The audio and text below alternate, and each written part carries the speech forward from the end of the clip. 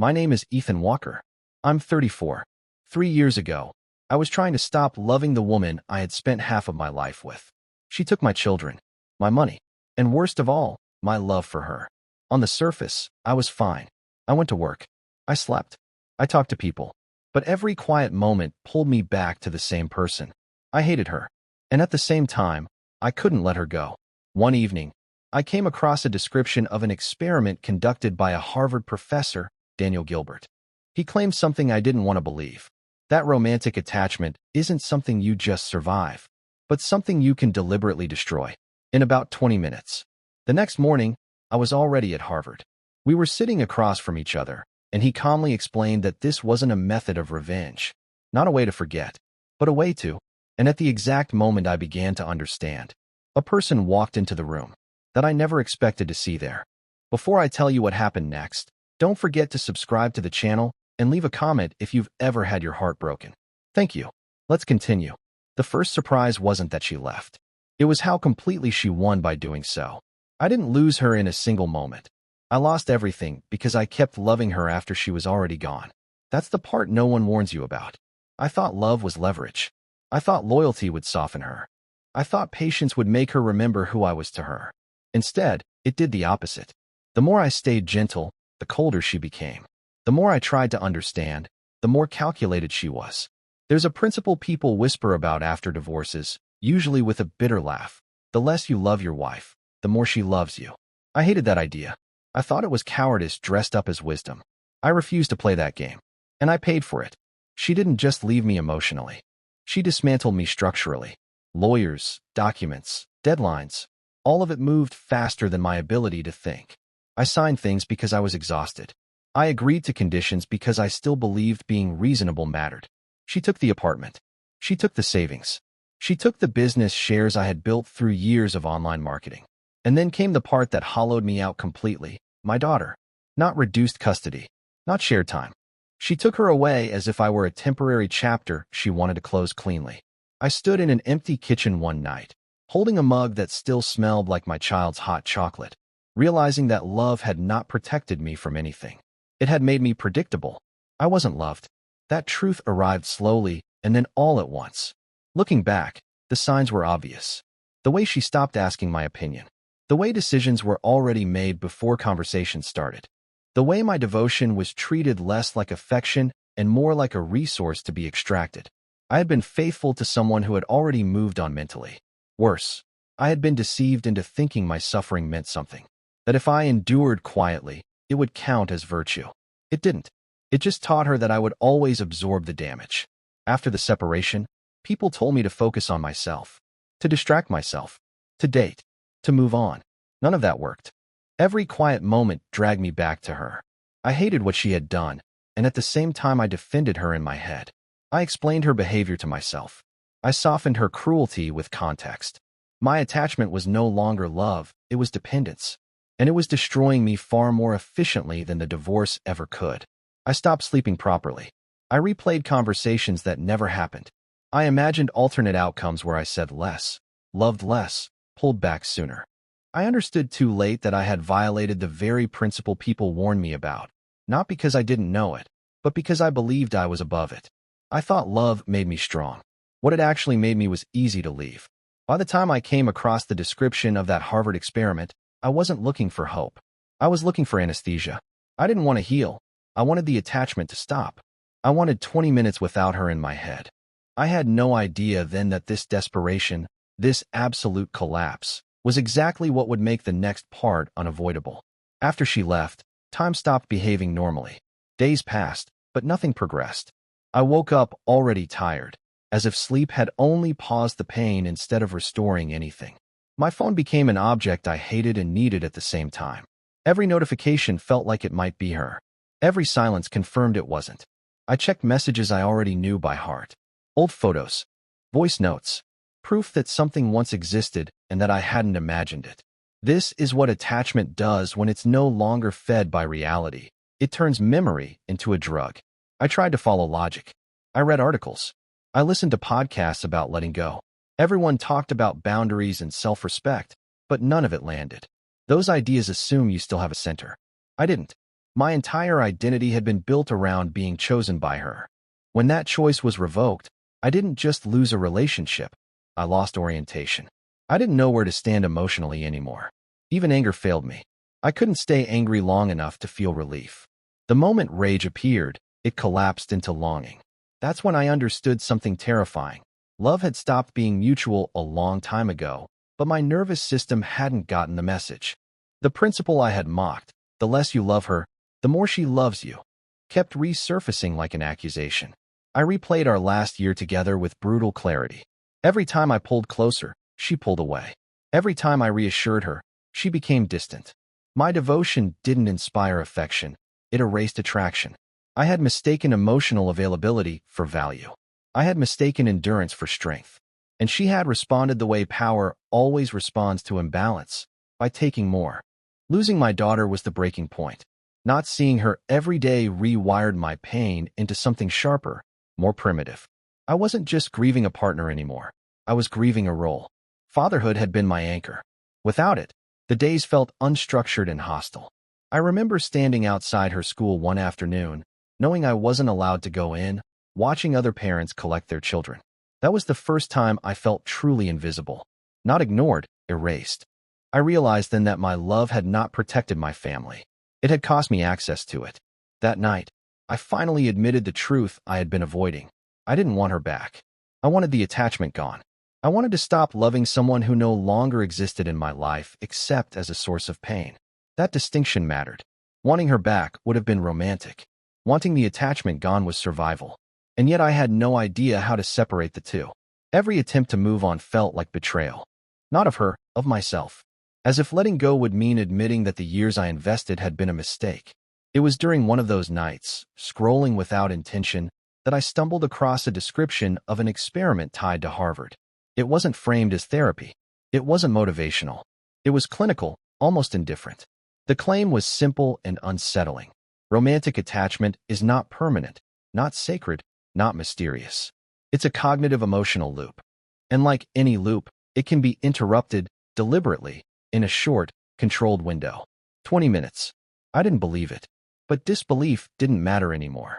What mattered was that for the first time since the separation, I wasn't being told to wait, to heal slowly, or to become someone else. I was being told something far more dangerous and far more hopeful, that attachment could be dismantled, not through time, but through understanding. That love, at least in its obsessive form, wasn't destiny. It was a process. By morning, I wasn't thinking rationally. I booked a ticket to Cambridge without hesitation. Not because I trusted the method, but because I couldn't survive another month the way I was. I didn't know then that this decision would force me to confront not just my attachment, but the person who had been benefiting from it all along. Harvard in the morning felt unreal, like I had stepped into a place where emotions were treated as equations instead of wounds. Students moved with purpose. Professors passed each other without urgency. No one here looked broken, which made me feel even more out of place. I remember thinking that if attachment could really be undone, this would be the kind of place where someone would have figured it out already. Daniel Gilbert didn't look like a man about to dismantle someone's heart. He wasn't intense. He wasn't cold. He was calm in a way that felt earned, the kind of calm that comes from having seen enough human behavior to stop taking it personally. We sat across from each other in a small office that smelled faintly of old books and coffee. No dramatic setup. No warnings. Just a chair, a desk, and a man who didn't flinch when I told him I wanted to stop loving someone. He listened without interrupting. Not empathetically. Not skeptically. Neutrally. When I finished, he didn't offer comfort.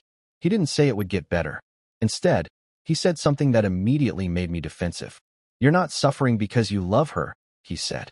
"You're suffering because your mind is running an incomplete simulation." I didn't understand what that meant, and he didn't rush to explain. He asked me to describe her, not who she was when we met, not who I hoped she would become, but who she actually was during the last year of our marriage. I hesitated. Every instinct in me wanted to soften the edges, to justify, to explain her behavior as stress or circumstance. He stopped me. "No stories," he said. "Only data." That was the first rupture. Love survives on narrative, on context, on selective memory. When forced into raw facts, it begins to wobble. I described the distance, the indifference, The way she spoke to me when she thought I wasn't listening. The way decisions were made without me. The way affection became transactional. Saying it out loud, stripped of emotion, felt different. Colder. Smaller. Less romantic. Then he explained the core of the experiment. Attachment, he said, is sustained by two mechanisms: idealization and unfinished business. As long as the brain is allowed to fill in gaps with imagined versions of a person, the loop stays active. The mind keeps returning, not to what was, but to what might have been. The method wasn't about replacing thoughts or suppressing feelings. It was about closing the loop completely, in one uninterrupted window, so the brain could no longer justify returning to it. The 20 minutes weren't magical. They were strategic, long enough to exhaust the emotional defenses, short enough to prevent rumination from rebuilding itself. He told me I wouldn't feel relief during the process. I would feel resistance, grief, even panic, because attachment, when threatened, behaves like a survival instinct. The body reacts as if it's losing oxygen. Most people abort the process before it completes. That's why it never works. Then he looked at me and said the sentence that changed everything. If you finish this exercise honestly, you will not hate her, he said. You also will not want her back. You will simply see her. That idea scared me more than heartbreak, because hatred and longing had become familiar. Seeing clearly felt like stepping into a void without either. I asked him what the exercise involved. He didn't answer immediately. Instead, he asked me one last question. Are you prepared to let go of the version of yourself that loved her this way? I didn't respond, because I wasn't sure who I would be without that attachment. It had shaped my choices, my sacrifices, even my sense of worth. Letting it go felt less like healing and more like erasure. That was when the door behind me opened, and everything I thought I was prepared for collapsed in an instant. I didn't turn around right away. Not because I was calm, but because my body recognized the presence before my mind could accept it. There are certain sounds you memorize without meaning to. A step, a breath, the subtle pause someone takes before entering a room they believe they own. When I finally looked, the air left my lungs so fast it felt violent.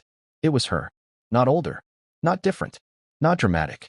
Just her, standing in the doorway of a Harvard office as if this were another place she had already decided she belonged. For a moment, my brain did what it always did when faced with her image. It surged forward, ready to fill in gaps, ready to attach meaning, ready to hurt. But something unexpected happened. The surge stalled. Not gone. Just weaker. As if the mechanism had been interrupted mid-cycle. She looked at me with the same practiced composure I had learned to fear. No shock. No guilt. Just mild surprise, quickly masked. Like seeing someone you didn't expect at the grocery store. That realization hurt more than anger ever had. Daniel Gilbert didn't react at all. That was the most disturbing part. No raised eyebrows. No tension shift. He didn't ask her to leave. He didn't look at me for permission. He simply gestured to the chair beside mine and said, "You're early." That's when it clicked. This wasn't coincidence. This wasn't fate in the poetic sense. This was alignment. She hadn't followed me. She hadn't come to confront me. She had come for the same reason I had, to end something. The difference was that she had arrived composed, while I had arrived bleeding. She sat down without looking at me, crossed her legs, hands folded, familiar gestures that once would have undone me. I waited for the old reaction, the tightness in my chest, the flood of longing mixed with humiliation. It didn't come. Instead, there was distance. Not emotional distance. Perceptual distance. Like watching someone through glass. Daniel finally spoke. "You both came here to solve the same problem," he said calmly. "From opposite ends." She turned to me then. Really looked. For the first time since the divorce, her expression shifted. Confusion flickered across her face. Brief, but unmistakable. She was used to seeing me reactive. Defensive. Still tethered. What she saw now didn't match the pattern. "You look different," she said. I almost laughed. Not because it was funny, but because it confirmed something I hadn't allowed myself to consider yet. The method was already working. Not because my feelings were gone, but because the narrative had been interrupted. She was no longer the axis of the room. She was just another person sitting in it. Daniel explained what was about to happen as if this were a lab session, not the emotional collision of two lives. The exercise would be done separately. No dialogue. No closure conversation. No confrontation. That was critical. The brain, he explained, mistakes emotional exchange for resolution. It feeds the loop. Silence. when structured correctly, starves it. She didn't protest. That hurt too, in its own way. She had never needed drama to leave. I realized then that my suffering hadn't been caused by her departure. It had been caused by my refusal to complete the ending on my own terms. As she stood to follow him to another room, she paused. For a fraction of a second, something like regret surfaced. Or maybe curiosity. It didn't matter. For the first time, I didn't chase it. I didn't read into it. I didn't assign meaning. When the door closed behind her, I sat alone again. But the loneliness felt different now. Not like abandonment. Like space. Daniel turned back to me and checked his watch. 20 minutes, he said. When we're done, you won't need answers from her anymore. I didn't know if I believed him. But for the first time in 3 years, I wanted to find out. Daniel didn't ask me how I felt. He didn't ask me to describe my marriage, or the betrayal, or the nights I replayed everything like evidence in a trial that never ended. He said those questions would only strengthen the attachment I was trying to dissolve. Instead, he slid a single page across the table and told me to read it once, then put it face down. This works, he said, because attachment isn't love. It's a story your brain keeps telling itself to avoid uncertainty. The method wasn't dramatic. That was the first shock. No affirmations. No visualization of freedom. No list of her flaws. He explained that most people try to escape attachment by arguing with it. And every argument is still a conversation with the same character. What we were going to do was remove her from the center of the narrative entirely. The exercise had 3 phases, timed precisely. First, compression. For 5 minutes, I had to recount the relationship, start to finish, but stripped of emotion. No adjectives. No interpretations. Only observable facts. Dates. Actions. Decisions. When I tried to add meaning, Daniel stopped me. That's interpretation. Stick to what happened. Something strange occurred as I spoke. The story that had once felt enormous began to shrink. Not because it was invalid, but because it was finite. A sequence, not a destiny. Second, ownership reversal. For 7 minutes, I had to repeat one sentence, slowly, aloud. What I feel is not caused by her. It is generated by me. Not as a mantra, as a statement of mechanics. Daniel explained that the brain resists this because it threatens the illusion of control through attachment. If she caused the pain, then she also held the cure. If I caused it, then the loop ended with me. Halfway through, my voice changed. Not louder, quieter, like something letting go of a grip it didn't realize it had. Third, future removal. This was the part one hadn't expected. For 8 minutes, I had to describe my future in detail. Daily routines, work, aging, joy, loss, while deliberately excluding her image. Every time she appeared in my mind, I had to reset the description from the beginning. No anger, no replacement partner, just a future where she was irrelevant, not absent. Daniel said the brain doesn't fear loss as much as it fears undefined space. By defining the space without her, the attachment starves. When the timer ended, nothing cinematic happened. No relief, no triumph, just silence. And then a subtle shift, like realizing a sound you'd lived with for years had stopped, and you hadn't noticed when. How do you feel? Daniel asked. I searched for the old ache. The pull. The urgency to check if she was thinking about me. It was still there, but distant. Like a radio station fading as you drive out of range. I could feel sadness without being consumed by it. Memory without longing. Recognition without hunger. That's when the door opened again. She walked back in. I braced myself out of habit. But the impact never came. I saw her clearly. The lines around her eyes. The posture that once meant control. The expression she used when she expected me to react. And for the first time, my body didn't comply with the script. She was just a person. Her face tightened almost imperceptibly. She noticed it before I did. The absence. The lack of gravitational pull. I watched confusion turn into irritation, then something closer to fear. Not because she loved me. Because she no longer had access. What did you do to him? She asked Daniel, half joking, half serious. Nothing, he said. He did it himself. That was when I understood the real shock. It wasn't seeing her at Harvard. It wasn't learning she had come for the same reason. It was realizing that the power I thought she had taken from me had never belonged to her in the first place. I looked at her, truly looked, and felt something close to compassion. Not reconciliation. Not desire. Just clarity. The love I had been mourning wasn't destroyed. It had been misplaced. And in 20 minutes, It had finally come back to me. I didn't say anything to her. Not because I was being strategic, and not because I was afraid. There was simply nothing left that required a response. For years, silence between us had felt like punishment. Now it felt neutral, informational. Daniel watched the interaction the way a surgeon watches a patient sit up for the first time after anesthesia, not celebrating, just confirming function. My wife tried to provoke something, a question, a reminder, a look meant to pull me back into the old dynamic. It didn't work. The version of me that reacted on reflex had already been dismantled. When she finally left the room, irritated and visibly unsettled, I felt something unfamiliar, relief without bitterness. Daniel told me this stage was fragile, not because the attachment would return on its own, but because people often rush to fill the empty space with meaning. He warned me not to turn clarity into a story, not to narrate my freedom too loudly in my own head. Just live smaller for a while, he said. Attachment feeds on drama. Let boredom finish the job. I left Harvard that afternoon and walked for hours without headphones, without calling anyone, without rehearsing conversations that would never happen. The city felt louder than usual, but I felt quieter. That night, for the first time since the divorce, I slept without dreaming about her. Not because she was replaced, but because she was no longer required.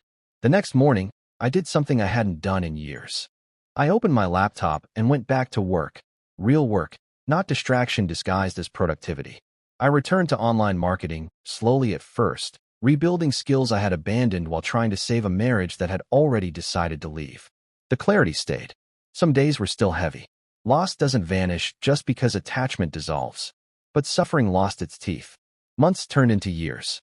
I rebuilt my career, then my sense of time, then my capacity to choose. I met my second wife without urgency, without projection, without the old hunger to be completed. We chose each other deliberately, not as a cure. 10 years later, life folded back on itself in a way I couldn't have predicted. My ex-wife became ill. Rapidly. By the time she reached out, there was nothing to negotiate anymore. When she passed, our daughter came back to live with me. I didn't feel triumph. I felt responsibility, and something close to grace. I looked at my child, at the woman who stood beside me now, and I understood the final lesson Daniel never said out loud. Love that survives is never the love that begs. It's the love that remains when attachment is gone. Years later, when everything had finally settled into something quiet and ordinary, I understood what those 20 minutes had really taken from me. They didn't erase my past or rewrite the damage. They removed one illusion. That love is proven by how much pain you're willing to tolerate. When my daughter came home for good, older and more observant than I remembered, she didn't ask about her mother much. She asked about stability, about routines, about whether I would still be there in the mornings. My second wife never tried to compete with a ghost or repair a story that wasn't hers. She loved me without urgency, and I loved her without fear. That was how I knew the attachment was gone for good. Looking back, the experiment wasn't about falling out of love in 20 minutes. It was about seeing the truth fast enough that your body could stop lying to you. I had confused intensity with depth, endurance with loyalty, suffering with meaning. When those ideas collapsed, what remained wasn't emptiness. It was proportion. Love became something that fit inside my life instead of consuming it. And the strangest part is this. The woman I once believed I couldn't survive without became someone I could wish peace for, sincerely, without wanting anything back. That's how I know it worked. Not because I won, not because she lost, but because I was finally free enough to live forward without dragging the past behind me. What was your favorite moment? Drop it in the comments below, and don't miss more thrilling stories like this. Subscribe and hit that notification bell so you never miss an upload.